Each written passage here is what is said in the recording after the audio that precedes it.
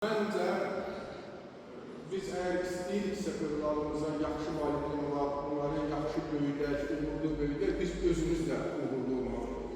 Özümüzlə mütaliət olmalıyıq. Bayaq qeyd elədik ki, qaydalarında ali təhsil önəmli deyil. Hələ indiki dövrdə mənə görə formal xarakter daşıyır.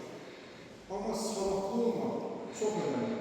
Nə qədər ali təhsil bitirən savadsızlar var və nə qədər ali təhsil olmayıb savadlı olanlar var.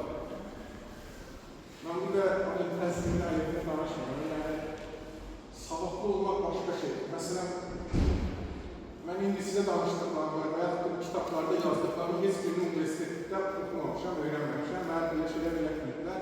Burada bəlkə də ali təhsillə, yəni çox öz təsəvvür edən, geri dönüşən öz universitet illərizə, tələbəlik illərizə, tələbəlik illərində bəlkə bizə valideynlik öyrədirlər, bizə ailə öyrədirlər. Hər kəsin öz ixtisası olur, bu ixtisasa uyğun ixtisaslaşırlar. Biz bəs bunlar daha da öyrənə bilərik. Əlbəttə ki, öz üzərimizdə işləməklə, şəxsi inkişafımızı artırmaqla və bir də bu cür kitablar oxumaqla.